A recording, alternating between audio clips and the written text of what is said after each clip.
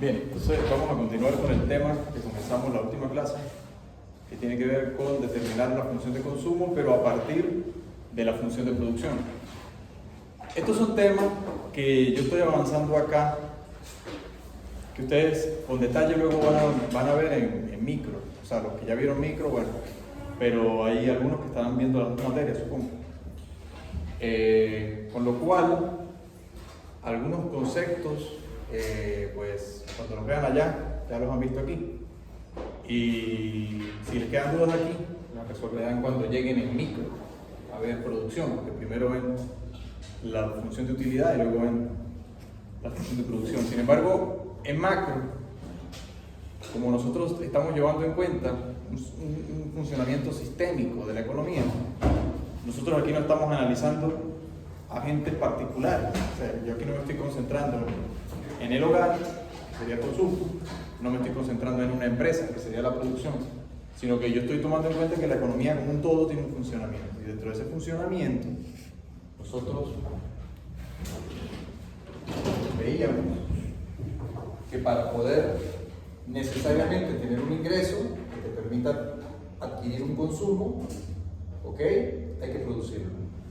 Entonces, la pregunta que nosotros habíamos quedado en la última clase básicamente era: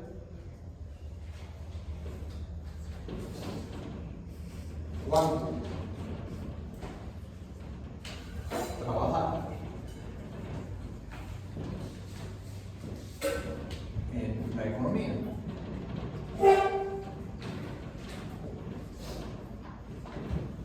No, y fíjense, bueno, a medida que yo avance la clase, vamos a ver qué interesante darle respuesta a esto, ¿no?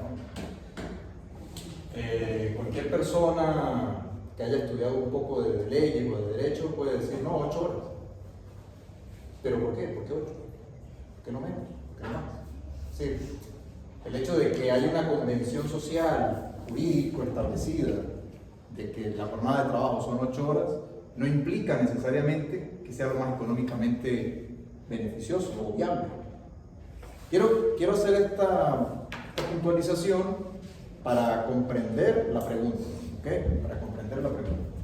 Entonces, el tema de cuánto trabajar en la economía, nosotros ya habíamos analizado lo que tiene que ver con, ¿verdad?, el hecho de que la función de producción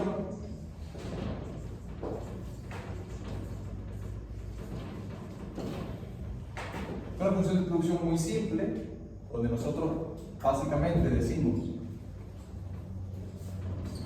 que el producto está en función de un solo factor, trabajo. ¿Okay? Más o menos como lo ven en Introducción a la Economía, un solo factor de producto. Con lo cual, fíjense que ya tenemos aquí la variable a la cual queremos dar respuesta. Porque necesariamente para poder tener este ingreso, tengo que producirlo, que es el que luego me va a permitir consumir. Pues yo le estoy diciendo a ustedes que ya no vamos a empezar el curso partiendo de que el consumo depende de un nivel de renta. Esa renta hay que producirla. Yo quiero hacer mucho hincapié en esto porque a medida que avancemos en este curso, cuando veamos otros modelos y otras teorías, yo siempre voy a hacer referencia a esta primera parte. ¿Ok?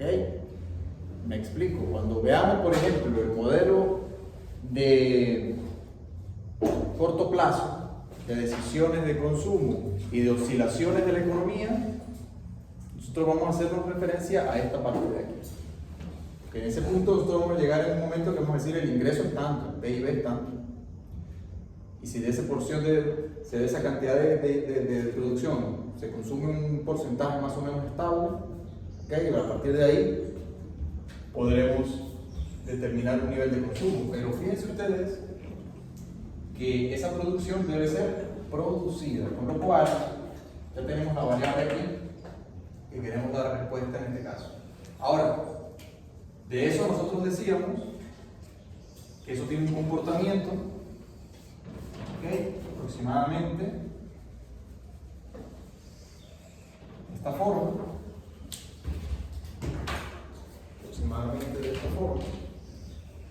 donde por este lado tenemos la producción, por este lado tenemos la cantidad empleada, Esta cantidad empleada puede ser vista desde el punto de vista de horas de trabajo como de número de personas empleadas, dependiendo de cómo se ve.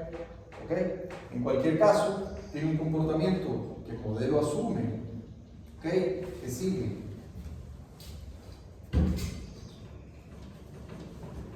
una relación de rendimientos marginales decrecientes, ¿okay? A partir de la cual nosotros podemos constatar una consideración que quiero hacer acá, que me di cuenta luego, que ese día no dije. Aquí en ningún caso nosotros estamos hablando todavía de equilibrio. O sea, quiero hacer énfasis ahí. Aquí lo que estamos diciendo es que como mucho puede alcanzar, dado un nivel de capacidad instalada, como mucho puede alcanzar un máximo o un límite esa producción. No por el hecho de que trabaje infinitamente esa persona o esa sociedad implica que va a producir al infinito. No. Esa producción va a alcanzar aproximadamente un límite que matemáticamente nosotros lo vemos como una cuota, o digamos, límite superior, asintótico aproximadamente, de algo que puede ser un límite, ¿verdad? Que viene dado por la capacidad instalada. Es decir, yo puedo darle clase a tantas personas. Así yo me esté aquí todo el día dando clases, al final hay un número finito de personas que yo puedo dar clase. ¿Okay? Luego yo grabo la clase y puedo llegar a más personas. Sí. Pero bueno, ahí también dependerá del tamaño que yo tenga en el teléfono para grabar. ¿Me explico? O sea, hay una capacidad instalada, porque implícitamente, aquí no lo he dicho, pero implícitamente el modelo está tomando o llevando en cuenta, lo voy a poner por acá, que aquí hay un nivel de capital que lo estoy dando fijo en este periodo. ¿Qué quiere decir eso? El tamaño de la sala, por ejemplo. ¿Okay? Estoy poniendo un ejemplo así muy básico para que lo entiendan. Ahora, dado un nivel de capacidad instalada, ¿okay? Aproximadamente esa producción, a medida que la productividad, digamos, la cantidad de trabajo aumenta, la productividad marginal de ese trabajo cae, porque aproximadamente vendría siendo un límite, ¿okay? Límite superior. Hecha la acotación sobre esto, aquí nosotros veíamos que matemáticamente se puede explicar por el hecho de que cada unidad adicional, ¿okay? Etcétera, cada unidad adicional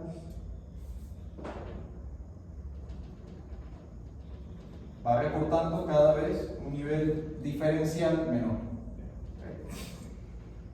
Hasta que llega un punto en el que básicamente esa pendiente, recta tangente que corta a la función en un punto se hace plana completamente, que sería aproximadamente en ese límite, ¿okay?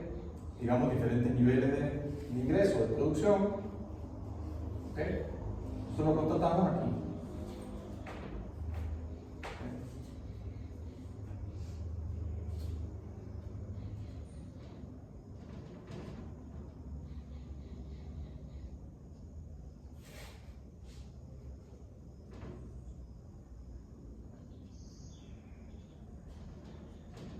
Así aproximadamente hasta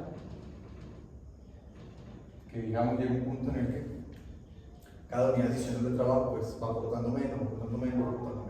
Entonces digamos que este es el comportamiento que asume el modelo en cuanto a la función de producción, pero todavía no nos da respuesta a esta pregunta, porque como decíamos también ese día, en última instancia lo que se pretende con el trabajo es generar un ingreso para luego poder generar un consumo. Pero ese consumo es lo que vamos a ver hoy.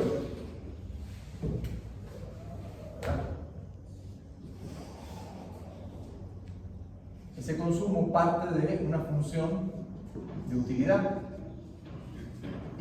Dentro de ese análisis marginalista, el enfoque que tiene la materia, nosotros vemos que la utilidad obtenida a partir, en este caso, de unidades de consumo y de unidades de trabajo, ya definíamos que las unidades de consumo ingresan a la función como incrementos positivos, mientras que la cantidad de trabajo ingresa como un incremento negativo, es decir, el consumo genera utilidad marginal y el trabajo generará desutilidad marginal. ¿Por qué genera desutilidad marginal? Por algo que ya veíamos, que un compañero mencionaba, que es el costo de oportunidad. Cuando una persona tiene que decidir cuánto tiempo dedica a trabajar para poder consumir, estará renunciando a horas de ocio, entretenimiento, descanso, etc. Entonces, incluso estudio. Muchas personas de repente quieren venir a clase y no pueden, porque trabajan. ¿Okay? Entonces, lo que yo les decía ese día, si a partir de aquí nosotros tenemos que la persona tiene que decidir cuánto trabaja y cuánto dedica. ¿Okay? Tenemos trabajo y cuánto dedica a uso. Entendiendo que este trabajo genera un ingreso. ¿Okay? Entendiendo que ese trabajo genera ingreso. Fíjense algo importante aquí. Hasta este momento no hemos entrado mucho en conceptos de cada cuestión de estas, ¿no? Pero ¿cómo podríamos definir en el modelo trabajo? Toda actividad que genera una transformación dentro de un proceso productivo que da lugar a un producto que conlleva un ingreso. O dicho de otra manera, toda actividad que genera un ingreso económico. ¿Estamos de acuerdo en eso? ¿Ok? Visto desde ese punto de vista, el concepto de trabajo se torna muy amplio. Muy amplio. Toda actividad que conlleve a una remuneración, ingreso en términos económicos. Lo ideal, vuelvo y repito, ya lo mencioné en la clase anterior, lo ideal es que ese trabajo sea de aquella naturaleza de un proceso productivo, donde se esté generando un producto final, bien sea conocimiento, que es lo que hacemos en la universidad, investigación, o bien sea mercancías, productos elaborados, pan, alimentos, materiales de construcción, me explico, vestuario, etc. O productos tecnológicos, informáticos, software, etc. Sí, eso sería lo ideal. Eso sería lo ideal. Pero aún incluso en el caso donde una persona simplemente ofrece un servicio, por pequeño que sea, si genera un ingreso, el número de horas que tiene que dedicar a aquello es de donde emana ese ingreso, porque si no lo hace, básicamente no tiene ingreso. Entonces, el concepto de trabajo se torna bastante amplio. El concepto ocio, de igual forma, nosotros lo vamos a tomar como, esto es un resumen muy general, pero para poder que en el modelo yo tener pocas variables. En la variable ocio, yo voy a incluir todo lo que no genere ingreso, todas las actividades que no conduzcan a ingreso. No solamente el entretenimiento, el descanso también, el estudiar, por ejemplo, para ustedes también, porque básicamente cuál es el costo de venir aquí esto siempre yo lo pongo como ejemplo porque está en los libros de economía básica.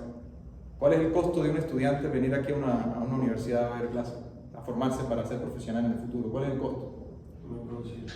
No producir ingresos. Claro, hay un costo explícito, que es el de pagar el transporte, etcétera, etcétera. Pero hay un costo implícito, que es el costo de oportunidad que no está elaborando. Porque si ustedes en vez de estar aquí estuviesen en cualquier, no sé, trabajando en Suraki o trabajando en alguna tienda en el centro, en alguna empresa, o por en sus casas por teletrabajo, internet, etcétera, al menos $10 o algo estarían ganando. Aquí vienen y no generan absolutamente nada. Pero porque ustedes están en una preparación para el futuro. Pero en el momento, básicamente eso podría entrar entonces también aquí. Quiero hacer énfasis porque esta palabra puede ser un poco confusa y no quiere decir estrictamente todo aquello que sea entretenimiento o recreación. No, también otras actividades que no conducen a ingreso. Hecha la consideración, hecha la aclaratoria, entonces vamos a ver de qué manera se comporta esto. ¿Ok? Tal como lo analizábamos acá.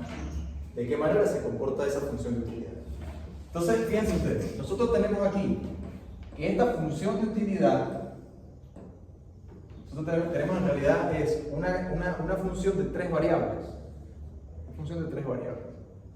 Donde yo tengo una cantidad de consumo que me suma utilidad una cantidad de trabajo que me resta utilidad, básicamente porque en el límite yo tengo en el día son 24 horas que tengo que repartir entre una cosa y la otra. Evidentemente, el ocio genera utilidad, que yo lo explicaba en la clase anterior. O sea, si yo me quedo haciendo algo que a mí me causa entretenimiento, placer, o sea, felicidad, etc., pues lógicamente eso me agrada, si no, no lo haría. ¿Ok? Si no, no lo haría. Ahora, para yo poder trabajar tengo que renunciar a horas de eso. Pero es que si yo no trabajo, entonces no logro obtener este consumo que también. Entonces, en el fondo hay un equilibrio. Ya ustedes lo van viendo, ¿no? En el fondo tengo que compensar. Cualquier ser humano tiene que compensar una cosa con la otra. Entonces, desde ese punto de vista, ustedes luego en microeconomía lo verán. Cuando vean, me imagino que ya lo deben estar viendo o estarán empezando a ver ese tema, que es la familia de curvas de indiferencia. ¿Okay? Entonces, en la familia de curvas de indiferencia,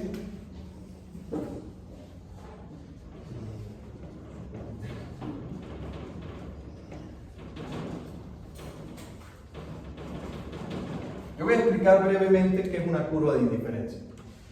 Una curva de indiferencia viene un concepto similar tomado de la ingeniería, de algo que se conoce como curvas en matemática, como curvas de nivel.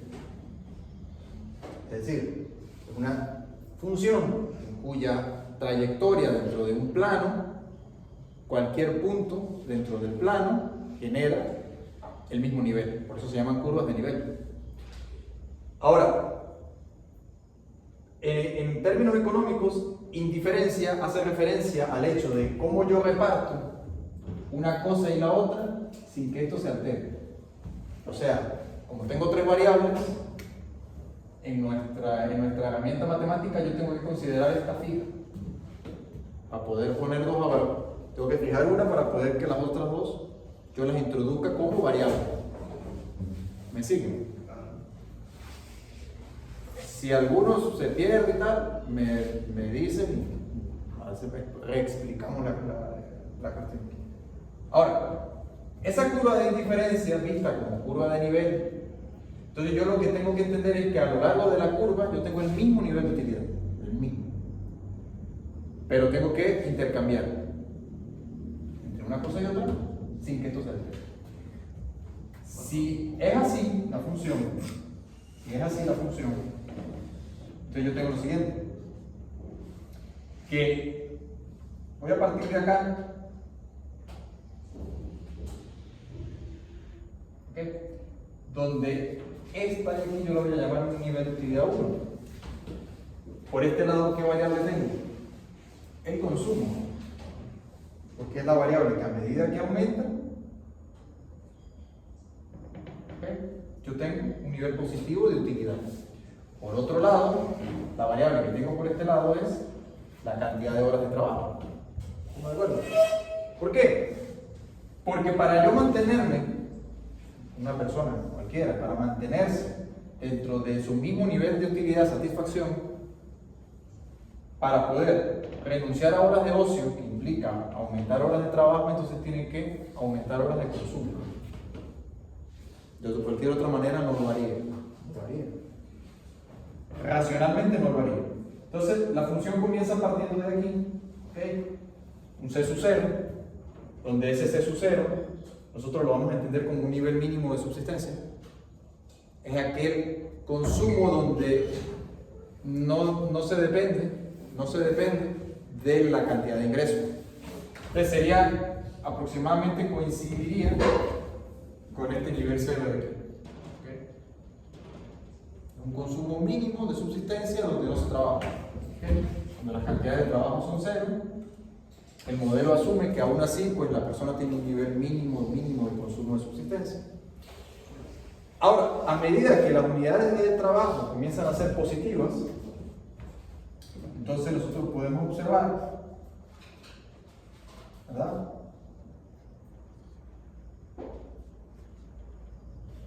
considerando que estos son horas laboradas,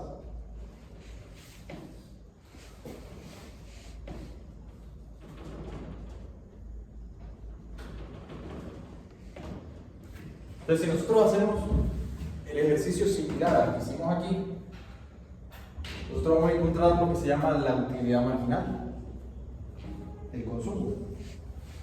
Es decir, en este caso, de nuevo,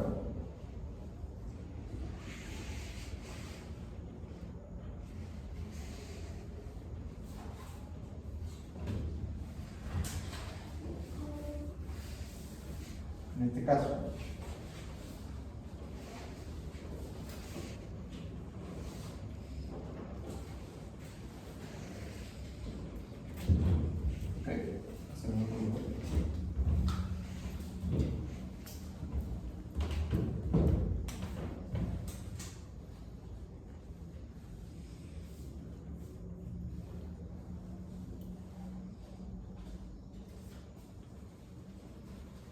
nótese que a medida que va trabajando más horas, la persona va exigiendo una recompensa mayor en consumo para poderse mantener en la misma curva de diferencia.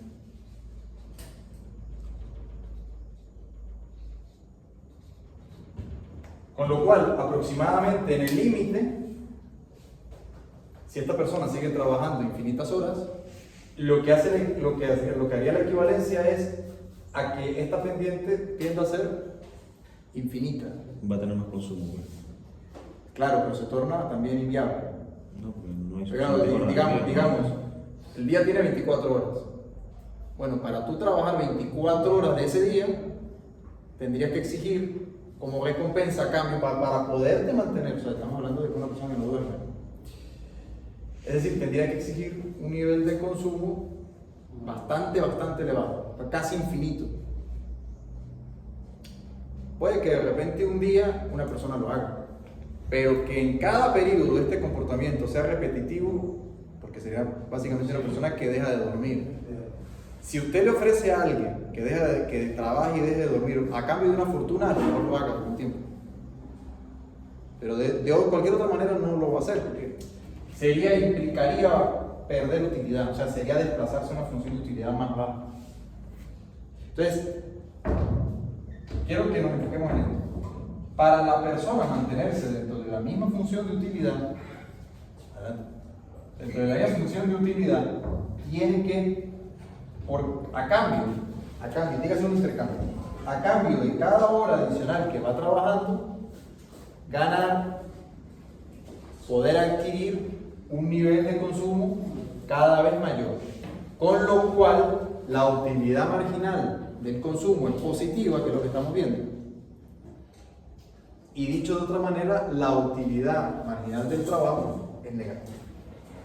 La clase anterior, Nicolás preguntaba: ¿y qué pasa con aquella persona que disfruta trabajar?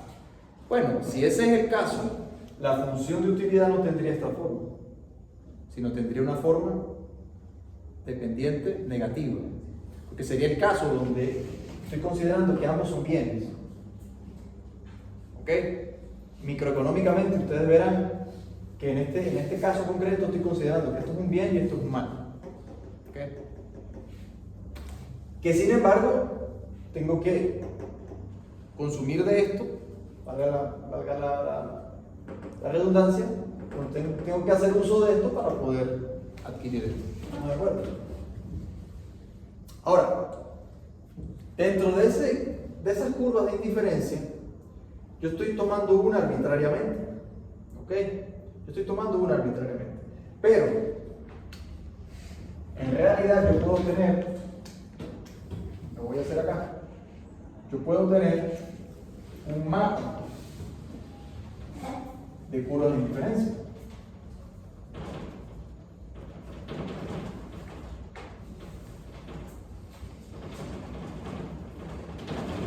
Donde ese mapa de curvas de indiferencia, puedo tomar esto, inicial, ¿verdad? Pero puedo tener otras.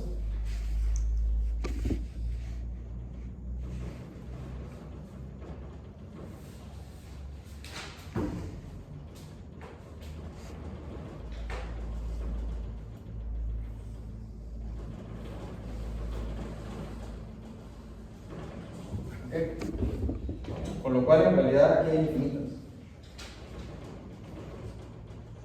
Repito, esto es un concepto matemático. ¿Ok? Un concepto matemático. Donde, véanlo de la siguiente manera. Véanlo de la siguiente forma. Esto de aquí, la función de utilidad es una función cóncava. Esa función cóncava lo que implica es que en el límite hay un punto por acá. Traten de verlo como que si eso fuese una montaña. Que de hecho la curva de nivel se utiliza para medir cotas de un mismo nivel, por ejemplo en una torre, en una montaña, en una loma, etc. Por eso les dije que es un concepto que se trae de la ingeniería para la economía. Ustedes lo que tienen que ver esto es, traten de verlo, imaginárselo como que si esto fuese 3D. Traten de verlo así. Donde a medida que ustedes van escalando, ¿okay? Lo que están es subiendo niveles de utilidad. Con lo cual esto sería como un punto ideal máximo para una persona. Eso evidentemente cambia de una persona a otra. ¿Ok? Pero en general la sociedad pues tendrá un nivel máximo. Eventualmente este punto de aquí prácticamente siempre se considera teóricamente inalcanzable. ¿Ok? Donde lo importante no es eso, sino lo importante es entender de que cada curva de nivel a lo largo de la misma, o sea, cada curva en diferencia a lo largo de la misma, se permanece en un mismo nivel de utilidad. Entonces, esta persona, por ejemplo, aquí, que está intercambiando horas de ocio por trabajo para poder consumir, vamos a suponer en el primer caso, la persona se queda en casa y no trabaja. ¿Ok? Lógicamente, será atractivo, en ese momento será atractivo trabajar. Porque empieza a aumentar su nivel de consumo. ¿Ok?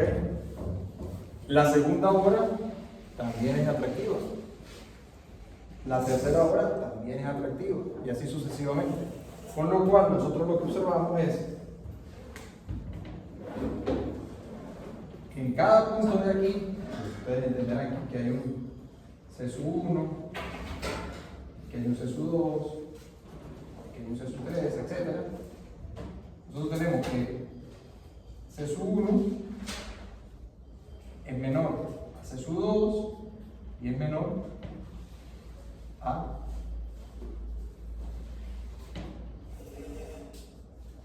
C6, por ejemplo.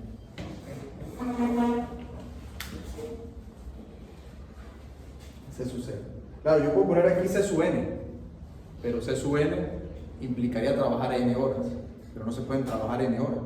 Como máximo puede trabajar 24 por periodo, lo cual tampoco es, desde un punto de vista práctico, es viable. ¿Okay? Ahora, fíjense ustedes lo interesante de esto. Lo interesante de esto es que cada variación de estas implica la utilidad marginal del consumo. Y esa utilidad marginal del consumo no es otra cosa que la derivada parcial de la utilidad con respecto a las unidades de consumo. Y esas unidades de consumo implican que su primera derivada es mayor a 0 y su segunda derivada también es mayor que 0.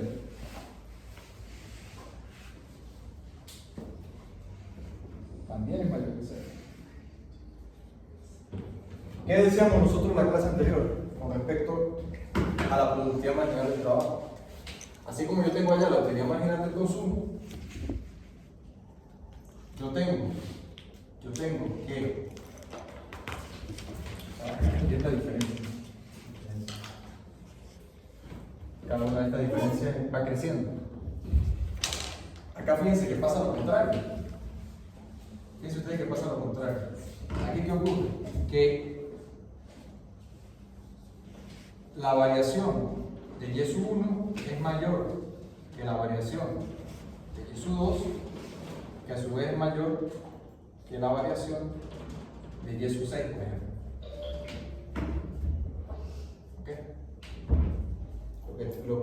Exactamente al revés de lo que tengo allá. Con lo cual, si yo evalúo la productividad marginal del trabajo, tenemos otra cosa que derivada parcial de y con respecto a L. ¿Ok? En este caso, la primera derivada es positiva, la segunda derivada es negativa.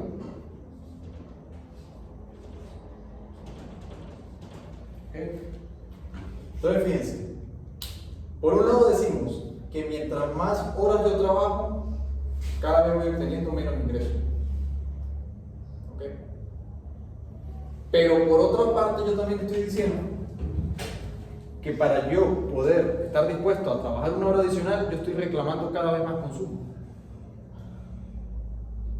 ¿Ok? Entonces, mientras que una cosa va hacia un lado, la otra va hacia otro. Entonces, al final yo lo que estoy buscando, el modelo busca es responder esta pregunta. ¿Cuánto trabajar en la economía? ¿Cómo saber cuál es lo óptimo? Porque al final, ¿de qué se trata esto? Como todo problema en economía, yo lo que quiero es maximizar una función dada la otra. Repito, esto lo van a ver con detenimiento en microeconomía. Por eso yo aquí no me voy a enredar mucho, ni me voy a quedar mucho en ponerle a ustedes ejercicios, de que maximicen esto, dada esta restricción. ¿Okay? Yo lo que quiero es que se entienda la idea, me interesa que se entienda la idea. Más que ustedes se pongan a hacer cálculos ahí sobre cosas que en realidad el cálculo no es tan importante. ¿Me explico? Aquí no estamos calculando la fuerza y el tamaño de una estructura, de un edificio. Aquí lo que interesa más es la idea, comprender la idea. Ahora, como todo problema en economía, vuelvo y repito, ¿de qué se trata esto al final? Se trata de maximizar la función de utilidad, ¿ok? Que sería eso de allá, maximizar esto.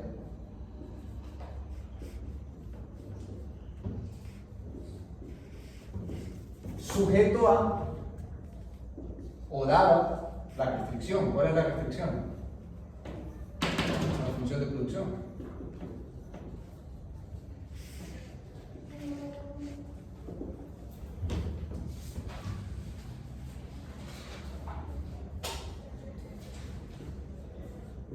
¿Ok?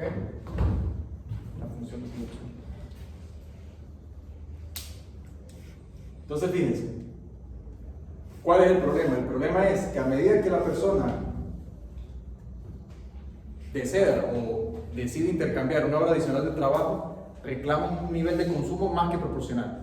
Pero es que ese nivel adicional de trabajo le está produciendo un nivel de ingreso cada vez menos que proporcional.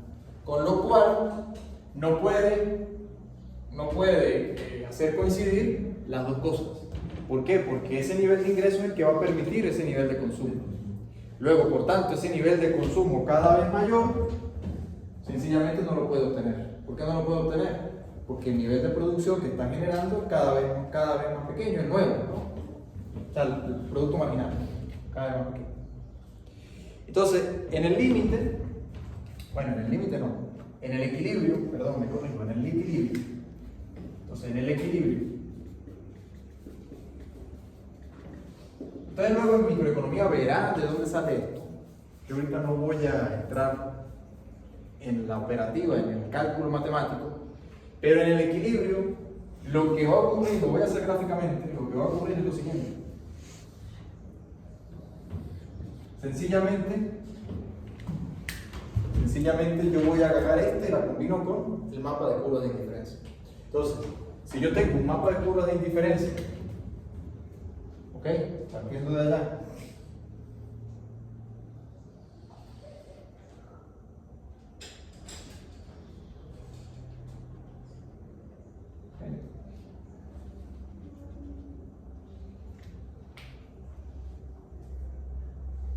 Y yo tengo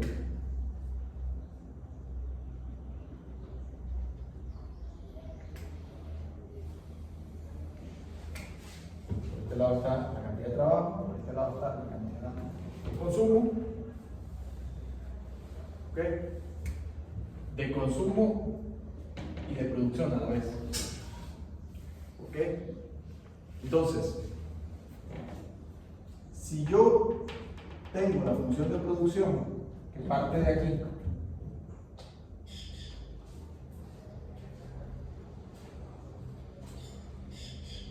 ¿ok? Donde este sería Trabajo. la cantidad producida, la función de producción, esta de aquí. ¿Ok? Esta misma de aquí yo la estoy trasladando hasta allá. Entonces, fíjense ustedes, con esta función de producción, dado un nivel de capital, ¿ok?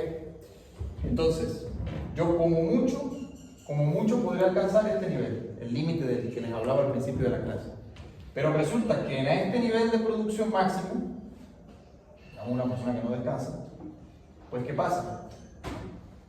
¿Es económicamente la mejor decisión? Pues realmente no tanto, o no luce que fuese la mejor decisión, porque dentro del mapa de curvas de indiferencia, estamos partiendo de que esta de aquí sería como la función de utilidad 1, y esta de aquí sería una 0, y esta de aquí sería una menos 1, esta sería una 2, esta sería una 3. A medida que está más abajo está peor la persona, a medida que está más arriba está mejor. Entonces, la calidad de vida de esta persona, evidentemente, lo que nos dice el modelo es que empeora cuando trabaja demasiado. Pero cuando no trabaja mucho o nada, también empeora su situación. Con lo cual, aproximadamente el equilibrio de esta persona se encuentra por acá.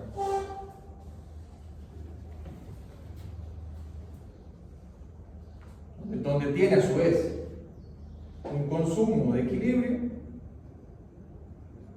y una producción de equilibrio. ¿Ok? Entonces, en ese punto, que vamos a llamar E, fíjense que yo también encontré otros puntos antes. Yo encontré, voy a por ejemplo poner el punto A y el punto B. Con el A y el B me vale. No necesito puedo verlo con él. En A y en B la persona está mejor o está peor. Evidentemente está peor. Que sería el equivalente a que trabaje un poco o sería el equivalente a que trabaje demasiado. Entonces, a medida que sigue aumentando la hora de trabajo, puede acceder a una función de utilidad superior con la misma cantidad de capital en ese momento. Valga decir, yo aquí estoy considerando fijos el capital, pero también la tecnología que hablábamos en la clase anterior, el estadio tecnológico, yo lo estoy considerando fijo también en ese momento. Y etcétera, otras condiciones de la economía las estoy considerando que en ese momento no están variando. Con lo cual, la capacidad instalada dada permitiría que a medida que se desplaza dentro de las horas laboradas o de personas empleadas, si lo ampliamos más, hay un nivel óptimo. Que matemáticamente nosotros lo vamos a ver con la siguiente regla de decisión de maximizar esta función. Ese punto E de ahí,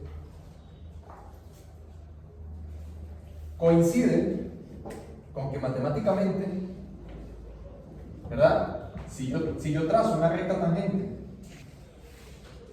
tanto a la función de utilidad 1 como a la función de producción, coincide que son iguales. Y la recta tangente de la función de utilidad, yo ya lo estoy definiendo aquí. En cualquier punto, si yo hago esta derivada, encontraré en ese punto la recta tangente. ¿Ok? Si yo tomo este punto, encontraré la recta tangente que pasa por ese punto. Si yo lo trabajo en este punto, tomaré la recta tangente que pasa por ese punto. Repaso de matemática que tuvieron que haber visto eso. Repito. Coincide que esa recta tangente es la misma que pasa en un punto, digamos, vamos a suponer, este punto. coincide que esta recta tangente azul es la misma que estaría pasando, por decir algo,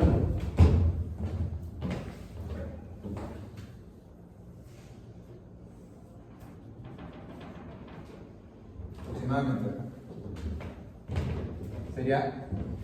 Me daría lugar a este equilibrio, que no es otra cosa que decir que la utilidad marginal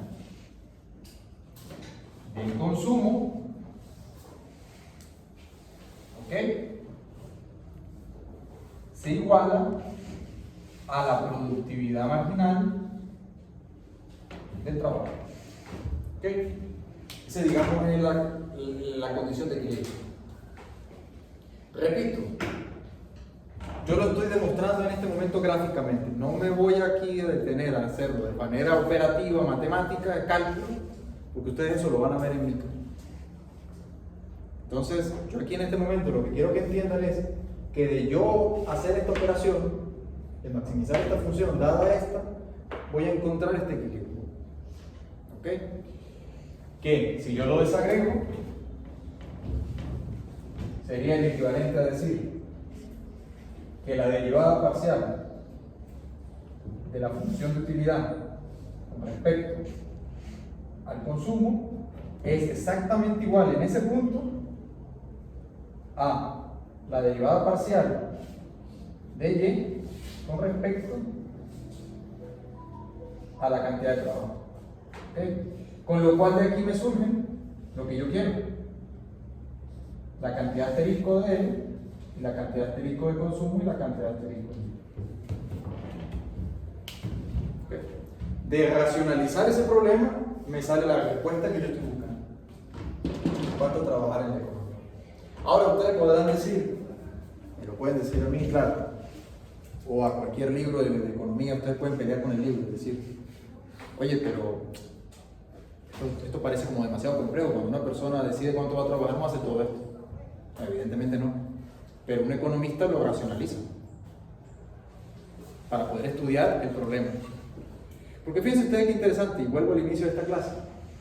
A pesar de que en las leyes laborales, a nivel de muchos países, casi que por la OIT, la Organización Internacional del Trabajo, y entre otros organismos y convenios mundiales, se establece que como mucho hay una hora establecida de jornada laboral de 8 horas.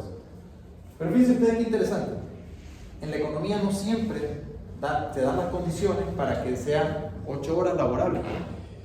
Ustedes no sé si se han fijado que la mayoría de dependencias de la Universidad de los Andes en las tardes están cerradas. Ustedes han ido a hacer algún trámite o han... Sí. Incluso las mismas clases.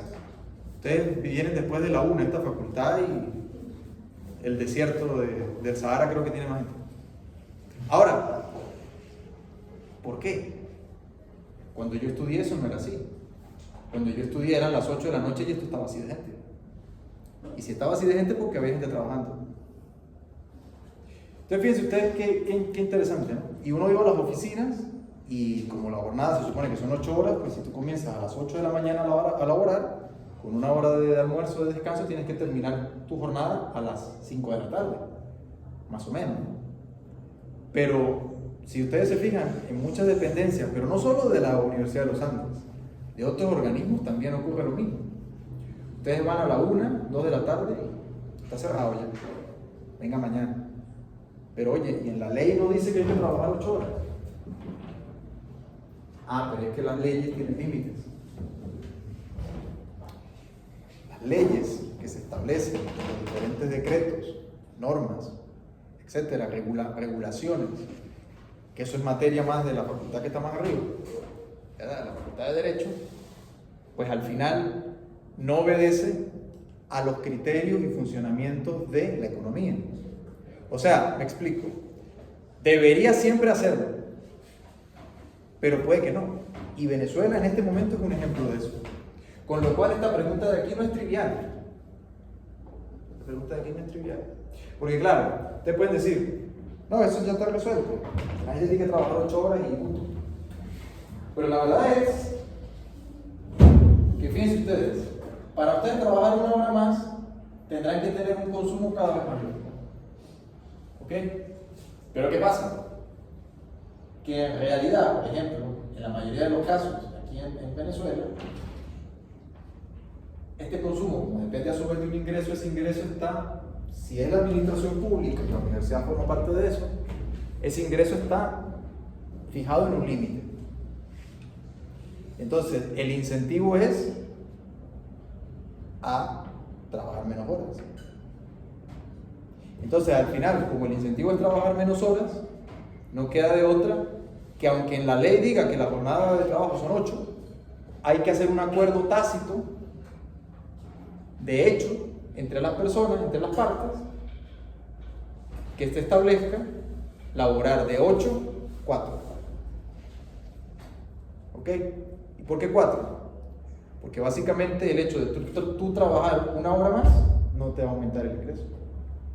Con lo cual, la utilidad marginal de esa hora adicional, en términos de consumo, es 0. Y como es 0, entonces la productividad marginal también. Entonces deja de ser viable económicamente. ¿Okay? Ahora, eso no quiere decir de que en economías, en otros países, este punto de aquí sí coincide con las 8 horas laborables. Como pueden ser más. Hay países más liberales, por ejemplo, donde si una persona quiere trabajar 14 horas, lo hace. Bueno, no es que quiera, sino que necesita, pero lo puede hacer.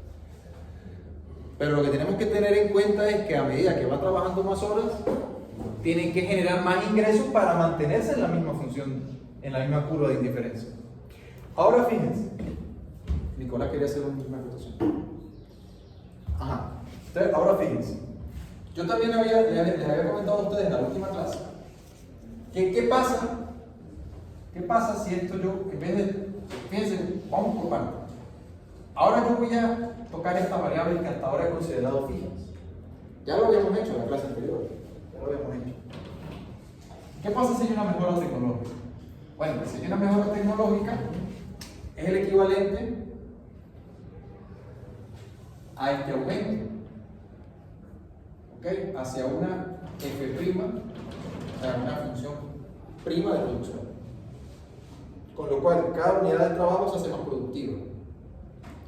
Ah, bueno, pues evidentemente esto equivale a alcanzar entonces una función de utilidad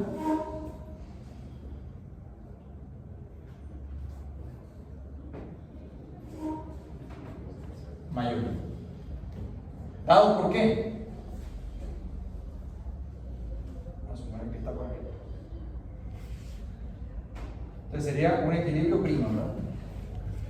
Ahora, fíjense ustedes, con la misma cantidad de trabajo, esta sociedad, si lo vemos en términos más macroeconómicos, está alcanzando tanto un nivel de consumo como un nivel de ingreso asterisco primo, mayor evidentemente.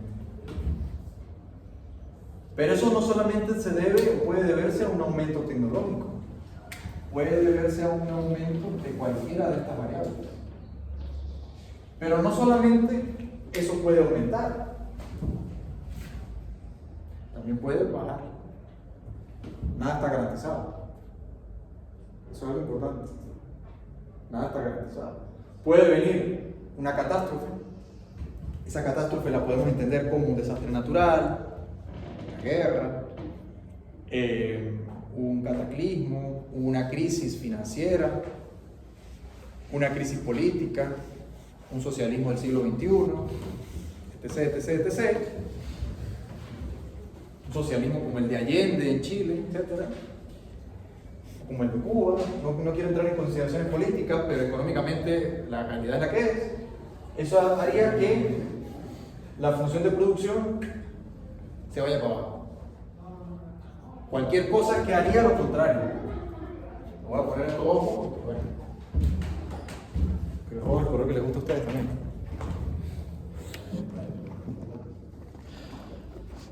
¿Sí o no? El color de Marx. ¿Cómo es el color de Marx? Creo que le gustaba a Karl Marx. Entonces, cualquier cosa que haga caer el nivel de ahorro, con lo cual caería el nivel de capital, por ejemplo, se deprecia y no se repone. La gente de PDVSA debe saber bien de eso. O de otras empresas. Este nivel cae. Hay una obsolescencia tecnológica. Por ejemplo, todo el equipo tecnológico que hay aquí en la facultad data más o menos 2007. O sea, son 24. Ustedes se pueden imaginar qué productividad puedo tener yo con un Pentium, ¿no? O sea, quiero decir, me explico. Sí, cuando yo voy a rodar un modelo, pues básicamente ya empieza a echar humo y tal. Esa función de producción va. Entonces, eso implica un análisis semejante, pero al revés. Eso implica que esta función de producción puede caer también. Una doble prima, ¿no? Entonces, eso sería ¿qué? Equivalente a decir que con la misma cantidad de trabajo yo produzco menos. Evidentemente, si con la misma cantidad de trabajo yo produzco menos, pues lo que va a pasar en términos de equilibrio es que yo voy a alcanzar un nivel de equilibrio más bajo. Entonces sería el equivalente a que yo esta la desplace, vamos a suponer hasta acá.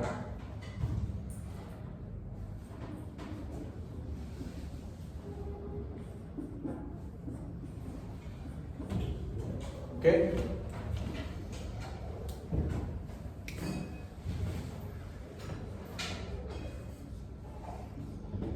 Sería el equivalente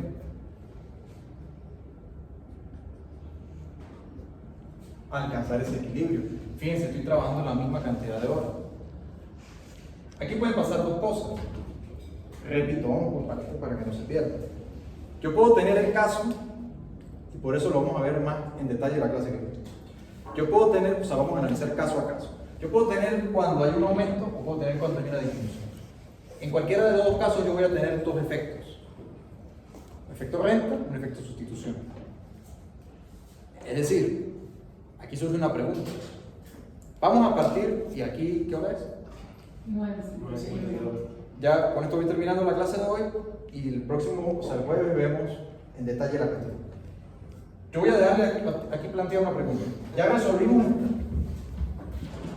¿verdad? Ya resolvimos esa. Que vendría siendo aproximadamente aquel punto donde se equilibra una cosa y la otra sí. Donde matemáticamente se alcanza este igual. Ahora, ¿qué pasa si se desplaza la función de producción? Fíjense que las curvas de indiferencia están ahí. Vamos a decir, los niveles de utilidad están ahí esperando ser alcanzados. Teóricamente es eso. Teóricamente es eso.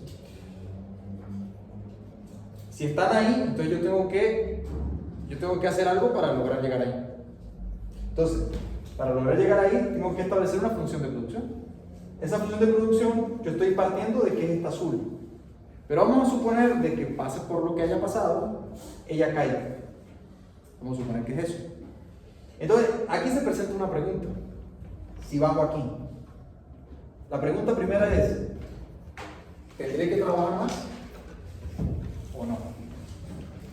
Porque si yo bajé a una función de utilidad inferior, ¿ah? Pero fíjense, es una pregunta que vamos a explorar la clase que viene. ¿Por qué? Porque si yo estoy aquí, no voy a hacer muchos dibujos aquí, pero es que yo estoy desplazándome hacia un nivel de consumo inferior. Claro. Para yo poder mantenerme en este nivel de consumo, pregunta, tendría que entonces aproximadamente trabajar más horas. Entonces aquí va a venir una cuestión que la vamos a ver de forma más en detalle. Si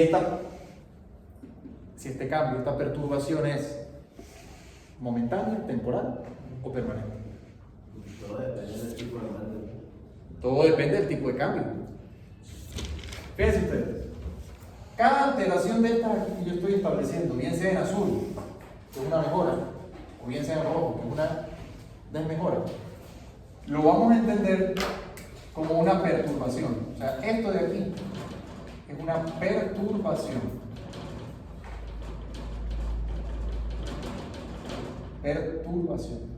Esa perturbación nosotros estamos construyendo un modelo más grande, modelo mayor.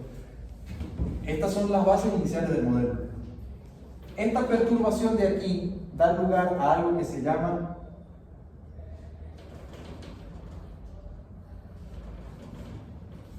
modelos RBC. Los modelos RBC forman parte de la teoría de los ciclos reales de la economía. ¿Ok?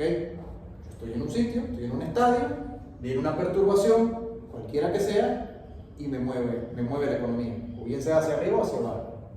Ahora, esa perturbación, ustedes entenderán que en una secuencia de hechos, al final del día, me va a afectar las variables que venimos hablando desde antes. Inflación, desempleo, PIB, tasa de interés, etcétera, etcétera. Tipo de cambio. O sea, les estoy haciendo un esquema para que entiendan, porque ustedes muchos dirán, oye, pero ¿para qué estamos viendo todo esto? Es normal que surja la pregunta. ¿Y para qué estamos viendo todo esto? Bueno, porque estamos viendo los fundamentos que me van a permitir a mí aquí en clase construir esta familia de modelos, porque en realidad no es un modelo, es una familia, un conjunto de modelos que explican de qué manera la economía va a oscilar. ¿Ok? Va a oscilar. Y a partir de allí, nosotros tenemos que partir del supuesto inicial de que la economía está en situación de libre mercado o de equilibrio, y luego, o sea, una economía que está en oferta y demanda, pero nosotros luego vamos a ir incorporando perturbaciones. Esas perturbaciones, vuelvo y repito, pueden ser de diferentes causas. Pueden ser producto de la naturaleza, pueden ser producto de crisis financiera, puede ser producto de intervenciones políticas. ¿Ok? Puede ser de tipo política también. Pregunta, dudas. Algo que... Yo me perdí un poco cuando explicaste esta fórmula, profesor. ¿Cuál es? Ese que está ahí, ¿no? Sí, para eso le sugiero que tiene que revisar sus apuntes de matemáticas. Bueno, ya la veo. Sí. Usted tiene que revisar. No, claro, yo sé que es una derivada parcial, pero no me acuerdo, o sea, eso es la producción. Esta es la productividad material. O sea, es el cambio en la producción cuando yo incremento la unidad de trabajo. Ok. Entonces, su primer cambio es positivo, porque la función va en crecimiento. Pero ¿qué pasa? Ella no es lineal, pues sería constante. Ella no es lineal. Tampoco es parabólica, o sea, digamos, exponencial, como esta de aquí. Sino que esa función, partimos del supuesto de que ella se va haciendo plana a medida que va creciendo. Entonces, eso matemáticamente se demuestra a través de la prueba de la segunda derivada. A través de la prueba de la segunda derivada, la función, si es negativa, está diciendo que ella está disminuyendo. No. ¿Qué es lo que dice la segunda derivada? La velocidad del cambio. ¿Sí o no? Si la velocidad es rápida o desacelerada. Entonces, el crecimiento, ¿qué es lo que me está diciendo al ser negativo la segunda derivada? Que el crecimiento se va desacelerando. Como un carro que se va frenando. Visto desde el punto de vista físico. En cambio, este es un carro que está cada vez acelerando más. ¿Ok? ¿Se entendió? Sí. Gracias. Lo que pasa es que matemáticamente yo lo resumo, o sea, se resume así para verlo de manera muy resumida. Usted habla allí de que cuando hay un avance tecnológico combinado con la función de equilibrio entre la producción y el trabajo, cuando hay un avance tecnológico va pasando que cada vez se necesitan menos horas de trabajo para conseguir una producción mayor. Sí. ¿Cierto? O igual. Entonces, O al menos igual. sí. Entonces, llega el punto allí donde se da el ejemplo de los países mucho más desarrollados y donde se podría apuntar en el futuro a que mientras más avance tecnológico llegar al punto en donde la intervención humana sea mínima, el trabajo humano sea mínimo y la producción elevada. Por eso partiendo de allí hay tesis o hipótesis de la renta universal, por ejemplo. Pasa que son hipótesis controversiales, ¿no? Pero En cualquier caso, si imaginemos, haciendo especulación un poco, si la sociedad logra alcanzar algún momento que todo lo hagan máquinas, estaremos en otra economía. Y ya el trabajo humano podrá ser perfectamente sustituido, con lo cual ahí viene un problema: la propiedad de la máquina. ¿De quién es la máquina? Porque llegaría un punto donde... Pero en cualquier caso, ese estadio de desarrollo todavía está lejos de alcanzarse. Lo que sí es cierto es que a medida que aumenta, por ejemplo, la tecnología, eso te permite con la misma cantidad de trabajo ser más productivo. ¿Qué es lo que ha pasado en los países desarrollados? Que a medida que van mejorando sus industrias, haciéndolas tecnológicamente mejores, van permitiendo alcanzar niveles de utilidad mayores. Luego tú tienes que los países que han alcanzado o siguen en utilidades bajas empiezan a migrar a los países de utilidades altas. Empiezan los movimientos migratorios de este país. Pero, repito, ahí pasan dos cosas. Pueden pasar dos cosas. Es la misma pregunta, pero al revés. Dado que puedo estar mejor con la misma cantidad de trabajo, entonces, ¿cuál es la decisión? ¿Trabajar más o trabajar menos? Y también va a depender Queda igual. los gastos de la persona, que no es lo que pasa en esos países desarrollados, que le permite acceder a un nivel de vida superior, pero ya es un nivel de vida establecido. Claro, a medida que una sociedad se va desarrollando, va alcanzando niveles de bienestar mayores. En conjunto, ¿no? En conjunto.